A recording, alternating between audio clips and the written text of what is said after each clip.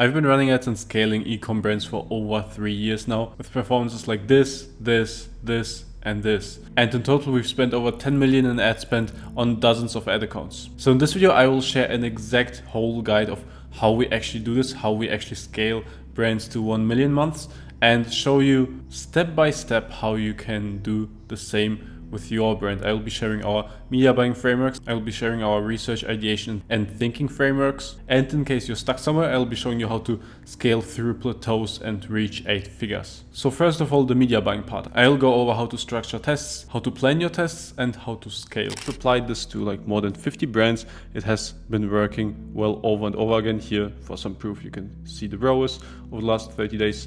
You can see the ad spend.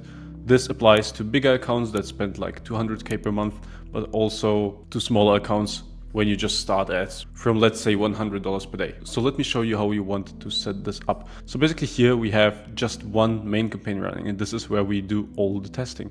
If you go into this, you see we have a winners ad set running and then many test ad sets. In this winners ad set, we have all the winning ads running, okay? Those are basically the winners from the tests.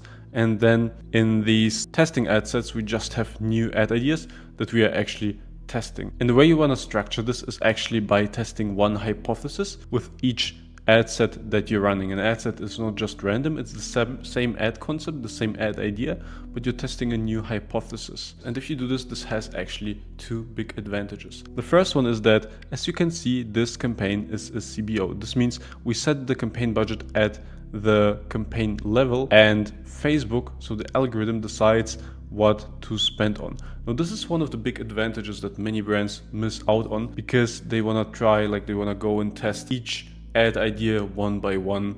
They want to basically force spend on bad ads just to test them, and this is what basically gives them lower ROI, and this is why they overall have a lower average performance than the brands that we work with. Because if you run it with this system, what happens is that Facebook will decide what ads to spend on. And it doesn't just do so randomly, but actually it goes in and let's say, okay, let's sort it by, let's actually go into this test. What it does is it looks at the ad that you actually want to run, right?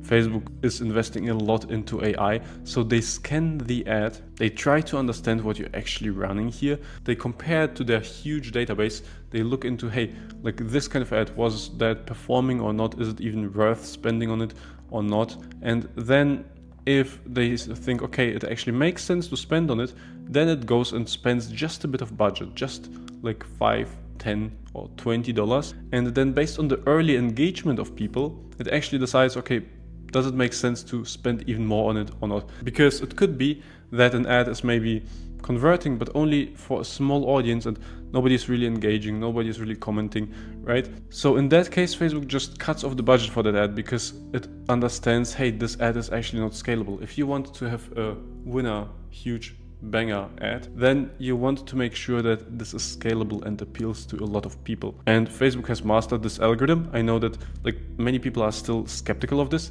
and they're like, yeah, they just want to force spend onto their tests. But then on average, what happens is really that, like, let's say we look at this ad, right? So here we can see, okay, the ROAS was 3, but this one actually got just 2 purchases, right? So if we would go and actually force more spend onto this, maybe you know that the more you spend on an ad, the lower the ROAS usually gets, because Facebook pushes it to a bigger audience. And well, basically those $136 are spent on an audience that is most likely to convert from this ad, and this is why it has a ROAS of 3. Now, if we say to Facebook, even though it decided to not spend more on this, if we say to Facebook, okay, no, you have to spend more on it, it is like, okay, let me find the next likely people who are convert from this, right? And it will find them, but maybe they will not convert on a ROAS of like 3, but on a ROAS of like 2.5. And then if you push even more spend, let's say like $500 or like $1,000 more, it will further deteriorate. The performance will get lower. So this is why this system is so genius, because we don't force actually spend on ads that are not that scalable. Like you can see, it still makes use of those like smaller ads that spend not that much. I know we are currently on the ad set level, but I will explain like how to structure the ads in that ad set at a later point. Like basically you can, right now you can assume, okay, one ad set is actually like one ad, because this is basically how we structure it with a split test inside the ad set. But for now, just think on the ad set level. So Facebook goes and it's like, okay, this can generate some sales, but okay, these ads in here are still most profitable, and this is why we will spend most of the budget here. And this is exactly what it does, and this is exactly why the performance is that high. If we would force more spend onto these, it would get lower, right? So this is the first big advantage of this system. Now, the second big advantage of the system is actually all the data that you get from the tests, even if the tests don't really spend. So when you launch a new test, really just a few things can happen. Scenario number one is that the test gets lots of spend, let's say like this, right? Of course, this is still way lower than the winning ad set here, but let's say this got like a decent amount of spend, and you can see the performance is quite decent, ROAS 3.6, when we have actually a target of ROAS 2, right? So this performs decently, and we actually can say, okay, this is like a small winner. This might be worth transferring into the winning ad set, okay? This is one scenario. Another scenario is that the ad barely gets any spend, okay? And then maybe no sales, as in this scenario. And then we know, okay, after 3 days, usually after 3 days, if it doesn't get like any sales or more ad spend, we just turn it off. And then there's a scenario where the ad gets a lot of spend, but actually is not profitable, right? So for example, here's an example. I think actually this didn't get a lot of spend, right? But like $250, and the ROAS was below the target, so we just turn it off after 3 days. It's really as simple as that. You run the tests for 3 days, and then you look and decide, okay, is it better than my target? Okay, then we just keep it and transfer it into the winning ad set if it got like a significant amount of ad spend. Or, okay, is it below the target and got some ad spend? Okay, we turn it off. Or is it like just not getting ad spend?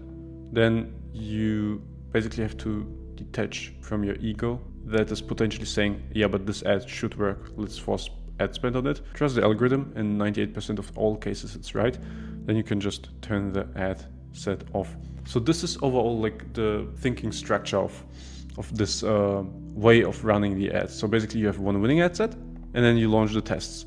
And the tests are just concept ideas that you structure in split tests, which I will show you soon how to set up. But for now, you just have to understand that, okay, we have this winners ad set where we have all the winners running, and usually this is the ad set that gets most of the ad spend. And then the new tests, we structure them like this. And in this way, we can really focus on launching a lot of new tests, very budget friendly. Because if that test is bad, you can just shut it off after 3 days, and the test almost didn't spend any budget at all, so you are not losing anything. Facebook just focuses on the winning ad set. But if the test is great, it will get ad spend, and you will basically scale. It's as simple as that. Now, I hope this is clear. If something is not clear at this point, just write comments and I will reply to all your questions. But now let's actually move on and look into how we structure the ad sets. And this is the second huge thing that many brands do wrong, because people are like, hey, I found this competitor ad, or I have this idea that I want to test. And then they go ahead and they launch an ad set. They might call it, hey,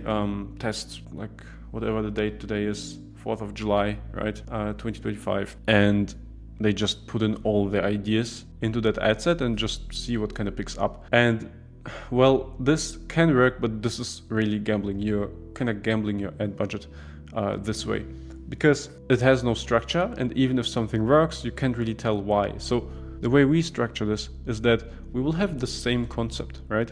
The same concept. So here the concept is very simple. It's just a bullet, basically a list of bullet points with the benefits and an aesthetic image for this jewelry brand, right? So this is the idea. We will have 3 versions of this ad where we actually test something. We are testing a hypothesis. For example, here you see why each cuff is unique, and then the bullet points, okay? Now, if we go into this, you will see why I gift from this brand, right? And then the bullet points. So here we have another visual, first of all, and then also another angle. Like here in this test, we are testing angles. We have the same ad format, which is proven, but we test different angles, right? Here also another one, why the cuffs from this brand last, and then the benefits. And the benefits are also always aligned with the angle. So here we test the same ad format, but 3 different angles. And if we look at it, like what will happen now when we launch this ad set, if it resonates with the market and Facebook decides to spend on it, it will distribute the spend based on, well, what resonates most with the market. So you can see this got almost all of the spend, this a bit and this even less. And you will see that here, okay, so regardless of whether this ad set is a winning ad set or a losing ad set, like we know this ad format based on the performance here, right? It got a decent amount of spend over the last 30 days with a average ROAS of 3.6. So it's quite decent. We can improve on that, but it's quite decent, right? So here we see that why each cuff is unique is the best angle here, because this is what Facebook decided to spend on. Like this also got some spend, and you can see, okay, the gifting angle basically, right, is the next appealing angle. But we can see that most of the budget went towards this one. So this is the best angle right now. And it's also important to think in a way that says this is the best angle right now. If we are in Q4, very likely that the gifting angle will be the best, right? So you have to see it in context. But right now, this one is the best one. And now also here, some people get confused and they're like, why? This is actually not true. Like, look at this rows, it's 7. Here it's 3. Like, this is crazy. I can scale this. This will be amazing. Well, no, actually not. And the reason for this is, again, the same as I mentioned before, the same logic as on the ad set level, right? Facebook decides what will resonate and scale the most. So like this one got a purchase for like literally just one purchase for 7 rows. But if you would, like, you have to ask yourself, okay, if I would 10x the budget on this, would it really stay at a rows of 7? Most likely not. And from experience, I can tell you it won't. Like, it will fall below 3.38. It will fall to like 3 or 2.5. And this is the exact reason why Facebook says, okay, like this worked well for one purchase, but like based on the engagement, based on other metrics, this is actually not that great to scale. So it just goes and spend on this version, okay? And this is very strong. This is a huge advantage because first of all, you get to know your strongest angle, whatever you split test here, right? Here we split tested the angle. So you get to know your strongest angle without really spending much money. You just see what Facebook prefers, what your audience prefers. And then also you just give it like this ad overall, this idea, like this format of like a benefit bullet point list. You give it the most chances of success, because imagine if you would just launch one ad set and have like 5 completely different ideas in it. And for this bullet point list, you would try something like this angle, okay? Why it lasts, because they are durable. And then it would just fail. Wasteful, right? Because here, this actually won. Testing different versions, you will increase the likelihood of success. You will get free data, literally free data, because, okay, you spend maybe like $70, $80 on this, but it's almost free.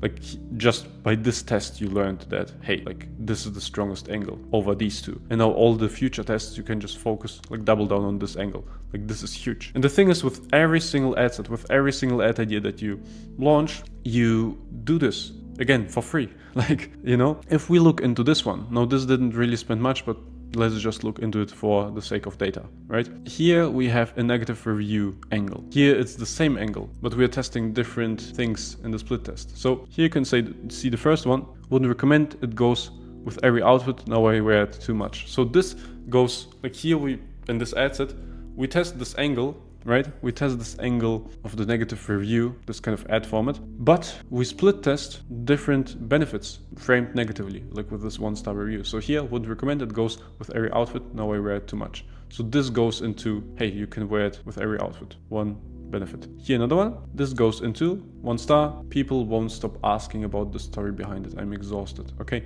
So these cuffs actually have a story behind them, native artisans make them by hand. So that's the story behind it. That's like a curiosity gap to hook people into like, hey, what's actually the story? And some people like that it has actually meaning. It's not just a mass product, right? So this is the other thing that we test here. And the third one, 1 star, I've worn it daily for 6 months and now it looks new. So again, the durability angle kinda can justify buying more jewelry now. Okay, so kind of funnily framed, right? And here we can see among these benefits, the first one performed the best. Again, not much data, not the best example, right? Because the whole ad set, like the whole negative review angle didn't really perform well. It didn't get much spend, but we can still see, okay, this kind of appeals most because it got the most ad spend and actually one purchase, whereas the other ones didn't get any purchase. And again, some people might come in and say, hey, but like these didn't spend at all. Well, you shouldn't force ad spend on it. They didn't spend because they are worse than this version. Like when you launch this ad set, you literally tell Facebook that, hey, like I have this, like these ads that are very similar, and pick me one of these that actually perform the best, right? That actually performs the best and resonates the most. And it did exactly that for you. So from here, you can actually build a new hypothesis. It could be, hey, actually, like this image is just not resonating. You can see the person's kind of brown. Here, the person is kind of white, right? So you could say, okay, maybe the hypothesis from here to test this, white people resonate more with the white creator and the audience is rather white than brown. And we want to focus on that. So your next ad set could be something like this exact same like picture, but you could like go ahead and change the skin color, like have different models pose exactly like this, but different skin tones, and then see, okay, what resonates the most, right? Ideally, you want to do this with like not losing ads like this one, but actually winning ads, because those are already proven. So you get some data in. That's the whole logic behind the system, right? So you have this winning ad set, you launch a lot of new ad sets, like you can literally launch 3 to 5 new ad sets, new ad ideas every 3 days. After 3 days, either you have winners or losers and turn them off. As simple as that. And if you calculate like per month, right, you can launch, like, let's go through it together. So you have like 30 days and then you launch every 3 days, right? And times like, let's say 5 batches, okay, 50 ad sets per month, which is like times 350 ads per month. And the beauty of this is, again, you don't spend on them if they are not good.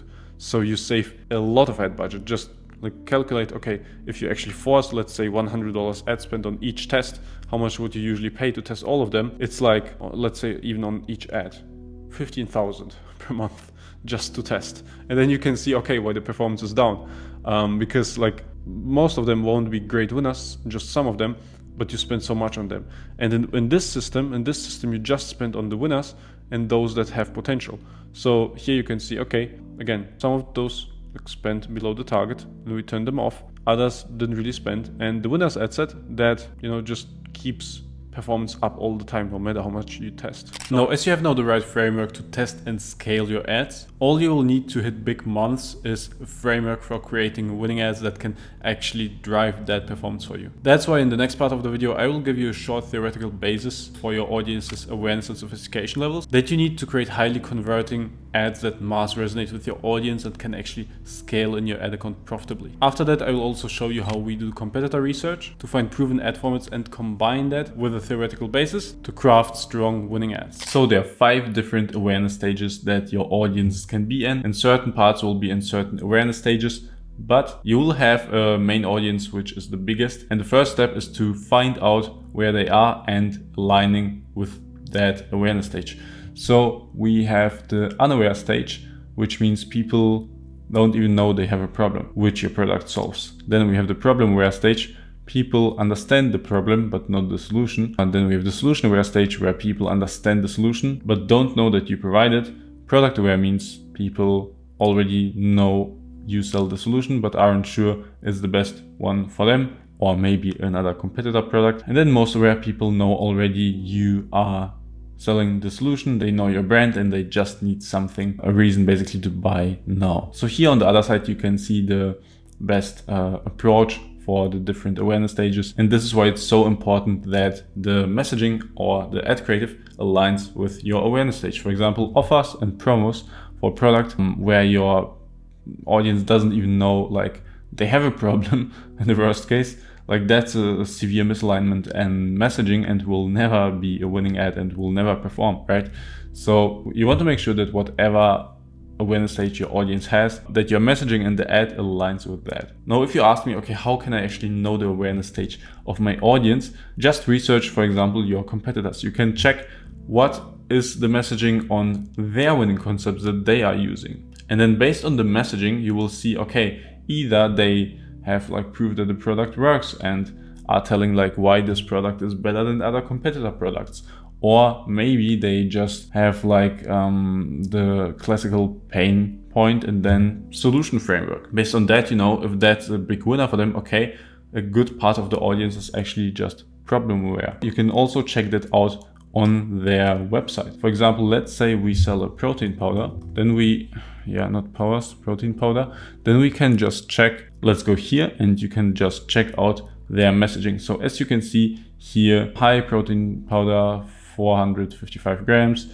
packing, and then the pure whey protein, 60% of protein, and the taste. So basically it doesn't explain what problem it solves. Here you can see, okay, the company assumes that the consumer is at least product aware because they don't explain at all what it does. They just say, okay, here is it and here are its, well, features essentially, right? Another example is, for example, Oura Ring, which is like a sleep tracker. There the audience is less aware, like not that many people know about it in comparison to protein powder. And you can see the messaging is also quite different. Here it says built for accuracy, designed for every day.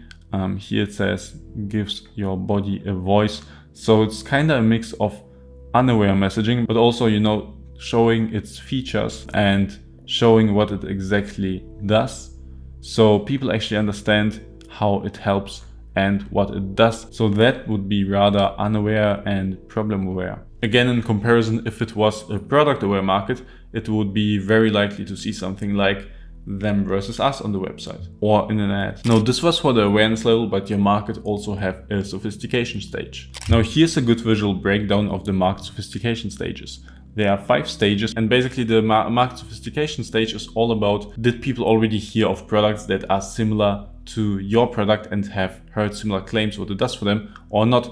So in the first stage, when your product is just new, when the market is new and they haven't heard of it yet, you just state your claim. For example, if it's the Oura Ring, you just say track your sleep, and that is enough, because if before that there was no other sleep tracker, well, then just saying what it does is most effective. Then at some point there will be competitors who kinda do the same thing. There are different sleep trackers. So in the stage 2 sophistication, you want to usually exaggerate your claim and say, for example, track your sleep with 96% accuracy. And then once the competitors catch up and all claim like ridiculous claims, the consumers won't believe them anymore. So then you want to move on to the next stage, which is how does it work? So here you want to introduce a new mechanism and tell them, for example, okay, it's like sleep lab quality, and explain in more detail the mechanism. It works with these kind of sensors that do this and that, like kind of scientific. But if, for example, a similar product that your consumer has tried haven't worked yet,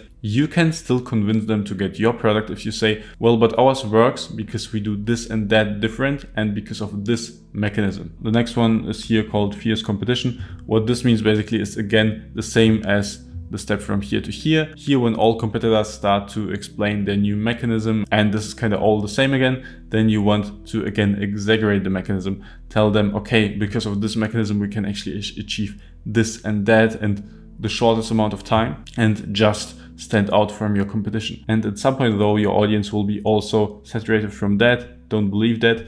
At this point, it's just the best thing to be honest and direct. Stage number 5 is just identity. Here it's called new experiences for some reason. Basically, identity is just going for exactly what it is for the kind of person what it is. At this point, the market is saturated with many different competitors that all are claiming the same. So here you just want to say, for example, the Oura Ring, which I have here, by the way, not sponsored. You want to say, okay, this sleep tracker is actually for entrepreneurs, and kind of build your whole website and ad like this. Or you want to say, okay, this is for like high performance athletes, and so on and so on. Because by doing that, you still can capture like a certain segment of the market, because you are the go-to product for them. Even though your product could work for everyone, people tend to go for what is specifically for them. So you just want to align your messaging with their identity. So this was the chapter on messaging, and essentially what you want to do is to align your ads messaging based on the awareness stage and based on the sophistication stage of the market. If both aligns and both is based on research, then it's very likely that your ad will be a winner. Now, the only thing that's missing, of course, is the research and understanding what's currently performing in the market. And for that, you can use a software. I use Foreplay. So this is a library of many different ads that are running on Meta. And here you can just type in, for example, let's say sleep tracker. And here you can already see many different ads, and very important, their runtime. So if you see, okay, this ad ran for 3 days, you certainly don't want to base any of your ads off this, because this was a failed test, right? Instead, what you can do is go to longest running, and here you'll see the most successful ads for your product, for your niche, because, well, these have been running for a very long time. So of course they have been really profitable. Now, as you can see, it's not really that accurate here. So this is just because of the search algorithm here. So what you can do instead is going to brands, and then you see the brands that have the most saved ads, and those are usually extremely successful and have very strong ads. What you want to do is just find competitors that are selling your product very successfully. For example, here you have Rice, you probably know them. Here you have Loop and so on. Here you have TikTok top ads, right? So you can put favorites on them. And then let's say you found something, let's say you sell something similar like Rice. You can go here, see all the ads, and then of course, again, sort by longest running, right? And then you will see their strongest winners and can take inspiration from them. Now at this point, you know the proven ad formats, you know the messaging that you should be using for your audience, and now you just have to combine those two, and you have a proven ad with messaging that aligns with the pain points of your audience, with messaging that aligns with your USPs, and that way you get out a new ad out there that is not just a copy, but based on a proven ad, claims what your product does better, and also connects to the customer identity. Now, once you know how to do that, I will go over the most important thing here, and that is actually what most brands are missing, and that is, once you actually have some ads that are performing or even not performing, being able to go in and analyze and understand why it is performing and why not, and how to iterate it, and how to inform the next ideation based on that. So I'll show you live how to do that. So what most brands do is they go ahead, they look at the ads, they look what spent the most, and then they go ahead and look like, okay, this one spent the most and performed well. So let's try more educational ads, because this is an educational UGC ad. Then they go like, oh, okay, this performed well, this performed well. Okay, let's just do more of these ads. And then they see maybe, oh, this has a high ROAS, let's actually put more budget on this. So fundamentally, this is not wrong, but this is like only 20% of what you can and should actually do if you want to scale seriously. Because the very important thing is you don't want just to look at the final metrics and say, hey, I did this much money or this ROAS, nice, let's do more of it. But you want to analyze why, and why certain ads did and why certain ads did not. So the way you want to approach this is that you want to analyze every single micro action a customer takes from being a cold person and not knowing you to becoming a customer of yours. And that applies to every single ad. Let me give you an example. So let's say we analyze this ad, the most spending one. Let's see how I would approach it. So this ad spent 6K during the last 30 days. Okay, nice. This ad has a decent click-through rate. Don't be confused by this,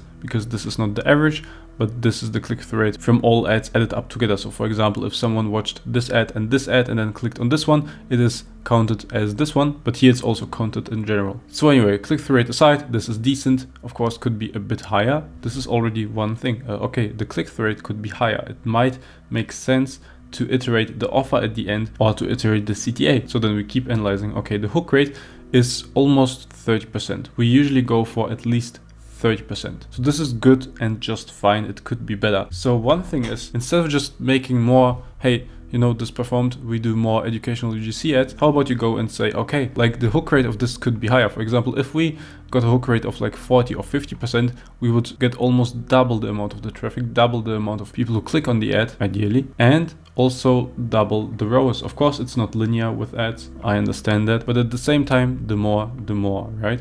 So here you want to go ahead and then see, okay, what is actually the hook? Why is it only 30%? You click on the ad and watch it. Okay, so it's a guy talking with cycling tires in the background. This is good because it's a cycling brand. You want to have creative targeting, right? You don't want to attract random people, but you can see, okay, this is probably something we can do more interesting. So he starts talking and then we have like clips like these, which is great, but we can probably make this more engaging. For example, if he would hold it and talk while he's actually riding a bike, or if he would just talk while he's walking or something like that, right? More engaging, more stuff going on, more people that get hooked. Of course, not random people, but the right people. This is why creative targeting is important. And then hold rate 5%. Okay, this is definitely improvable. Ideally, we want to go for a hook rate of like 10%, right? This here is ideal. 18%, that's amazing. Now, how do we get this up? Again, we look at this and then we look, okay, where's the biggest drop off? The biggest drop off is from second, from second to 1 actually to second 5, 6. So you can see the average playtime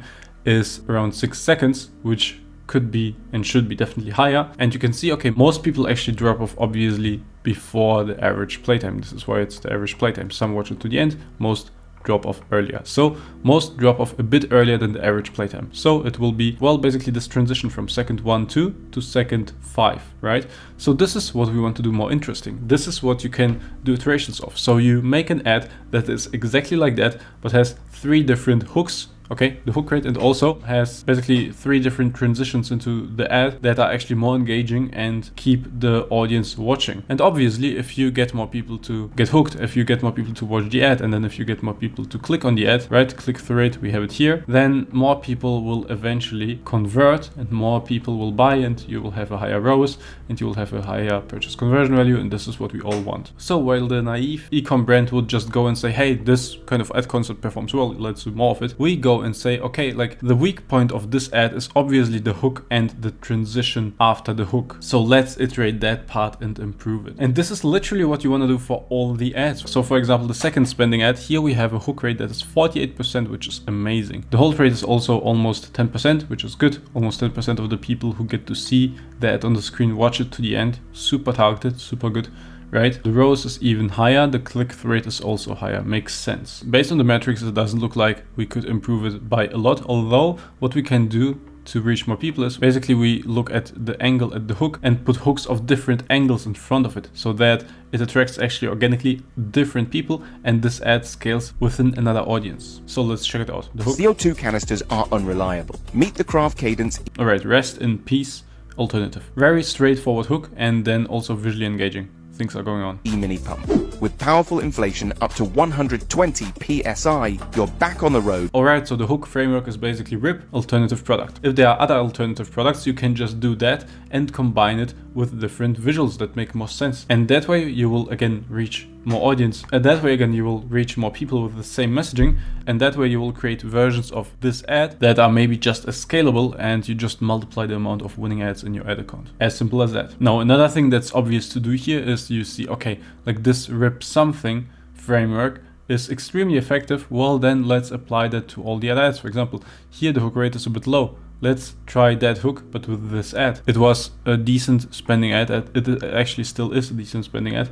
Maybe it will get better. The ROAS is amazing. We should also spend more budget on this one, right? So just by analyzing it and having a proper creative feedback loop, you already have so many iterations that you can go for. You combine the winning hook framework with weaker hooks of well-spending ads, because then those ads will actually spend more. They will get more people hooked in. They will get more people to convert. Bam, new winning ads. And this is what you literally can go through the ad account and do with every single ad that is in any shape, way or form performing, just to improve them, to get better metrics, to get better sales, and to eventually scale your brand. Now with this, you'll be able to create winning ads and iterate on them correctly to get the most out of them. However, even when you do all of this correctly, you'll notice that sometimes no matter what you try, as you try to scale, ROAS drops and CPA rises, and it might just seem like you have reached a cap in scaling. But most of the time the problem is actually not in the media buying structure you run, and not even in the ad creatives you produce, but in the higher level creative strategy that supports your scaling, or is supposed to support your scaling. That's why in the next part of this video, I'll show you from a high-level strategy perspective and from a mental model perspective how to avoid those performance drops while you scale and just keep scaling to whatever your target is. So to avoid those performance drops while scaling, we first need to understand why those happen. Imagine that this circle here is the entire audience you can target with your meta ads, and this is the audience that actually would also convert from your ads. Now this is the ideal audience that you're targeting right now. Within here we have different ads that basically target different segments of this audience. So we have here ad 1, we have here ad 2, ad 3, and so on. By the way, if you wonder why one ad is bigger than the other one, this is because some ads are more scalable than other ones, right? You'll see that some of your ads will spend a lot of budget and that within your target ROAS or target customer cost per acquisition, and others will be able to spend somewhat, they will be able to spend a bit, but they won't be as scalable. So this is like basically expressed here by the size. This is more scalable, this is less, because this covers a bigger audience at your target ROAS. Now, and this is already the audience that you are targeting right now. Actually, let's adjust this current audience. Now let's say performance like this looks really good and you think, okay, I can actually increase my budget. Maybe I can even double it. And then you go and double the budgets. When you do that, and this is exactly where it's going wrong, you basically are telling Facebook, well, if you double the budget, let's say this circle is just twice as big as the previous one, right? When you do this, you're telling Facebook, okay, like these ads that are highly optimized and are being shown exactly to the type of customers that would convert from this ad. And by the way, of course, like the audience of each single ad is different, even if you set the targeting settings the same, because Facebook optimizes within those targeting settings that you set. But it still doesn't show all the ads to the same kind of people. It just shows the ad to the people who are most likely to convert from that given ad. So the optimization and the targeting really happens not on the ad set level, but on the ad level. And now when you double the budgets, you're basically telling Facebook, okay, you're already showing all of my ads here to the kind of people who are most likely to convert from the ads that I'm currently running. But, you know, now find an audience that is twice as big and still as likely to convert. And unless you have absolutely banger ads that are scaling immensely right now in your ad account, this is never the case, because Facebook is already optimized to show your ads to your current ideal audience, right? Based on the ads that you are currently running. Now, if you double the budgets and force it to like show your ads also to this kind of audience, it just stretches the budget and shows your ads, right, to more people. It shows the ad not just to the kind of people who are most likely to convert from it, but also to people who are next likely to convert, right? But next likely to convert is not the same as most likely to convert. So on average, you spend for each ad more to get actually people converted, to fill out this audience, which is not ideal for these ads anymore. But you basically force Facebook to like expand these audience circles and reach out to more people, even though those people that are basically beyond this line, right, beyond this line of the current ideal audience, let's like make it yellow, let's make it red. Everyone who's like beyond this line is already less likely to convert. And let's say everyone who was within this ideal audience, you've been running this on like 3 rows, and now as you force Facebook to like reach out to more people who are outside of this ideal audience based on the ads that you have, then it drops like to rows 2, maybe even 1.5 and so on, right? Because now you're basically forcing it to spend on people who are not likely to convert, but because you double the budget, Facebook has to spend it somewhere. And this is what it does. And this is exactly why if you just go and double your budgets, something really bad usually happens, and then performance crashes. And then Facebook like needs to re-optimize the entire account and find people that won't convert as likely because it was already like fully optimized. And this is where performance crashes. So hopefully now it makes sense why the crash happens. If you still have any questions, just ask me in the comments. But this is how it happens, right? Now, how to avoid this big crash? Well, if you want to avoid this big crash, let's go back to our initial situation really quick. What you want to do is not just double the budgets, but you want to slightly increase it. So let's say this is your audience, then you increase the budget by like 20%. And then you have this current ideal audience and the new audience. And then you're basically just telling Facebook, okay, like you're running right now at, let's say at a rows of 3 and showing my ads to this audience. Now, can you find me like 20% more people who are still as likely to convert from my ads or not? And now what happens is if you have strong ads that have broad appeal and can spend even more and are likely to convert them, then Facebook will just say, okay, let me try and like reach out to new people. And if your ads actually appeal to like those people as well, then your performance should not drop as much. Usually it should still drop, because when you do that, you still like have already shown your ads to your ideal audience based on the ads that you currently have running. And if you force it to like show it to more people, right, then performance drops. But if you like increase it just by 20%, it drops just slightly. And then after re-optimizing, maybe it actually finds some people who are just as likely to convert, usually a bit less likely, but maybe almost as likely to convert. Then you will not experience any major performance drops. But you might be wondering now, okay, but how can I actually scale like a lot? How can I actually double my budget sustainably? Well, the answer to that is that like just with the media buying tools that you have, you really can't. Because those ads that are running here right now, they have the ideal audience, right? The ideal audience is here. And no matter what you do, if you force Facebook to like spend outside of this initial circle and reach out to more people, to new people, then performance will drop. This is why the better way to scale is to first of all make sure that you have a much bigger audience to reach out to. Let me show you how to do it. So basically, you have this audience that you're currently reaching out to, and let's say this is avatar 1, right? Let's say you sell to women that are 30 to 50 years old, that are busy moms, that are working and still like managing their kids at the same time, and they are very busy and they need something to help them with that. Very bad description of an avatar. That's not a full avatar, but just like to just have some example right now. Then what you can do next is basically expand this and say, okay, like let's actually create here a new avatar and now focus on other angles. And this will go out to actually people like women who are like 20 to 30 years old. And then of course you need to choose an angle that actually makes sense with your product and so on and so on. But then what you can do is basically you have this avatar 2, right? And then you make perfect ads for them. And when you do that, you can actually make an ad that is outside of your initial circle, outside of your initial audience, but this is within this second avatar, which also fully resonates with your ads, just as your first avatar with the ads that you had so far. Let's just call this new avatar ad. And when you create multiple of these ads, right, and they are all covered by the second avatar, you can actually go and increase your budget and performance will not fall, because you will already have like these ads that will be like running at, let's say your target is ROAS 3, they will be running at like ROAS 5, 6, 7, and then you're like, okay, crazy, I have a new breakthrough, and this is exactly what we want, right? And then you can comfortably increase the budget, and performance will still fall because, again, of the same principle as I explained before, right? If you increase the budget, Facebook reaches out to more people, and then performance falls. But the good thing is you didn't like use up your new avatar ads fully yet, so you can scale them.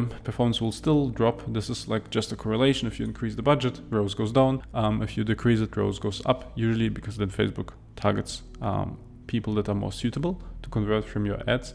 But like when you do this, then Facebook just goes and targets more people with these ads, and here you can just comfortably scale until these ads drop until like ROAS of 3, and then you're at target and actually at like 20, 40, or even like 100% bigger scale, depending on how many more ads you actually create that will resonate with this new avatar and that will actually perform really, really well. And this new avatar is just an analogy that I used. So you don't always have to go and just find a new avatar.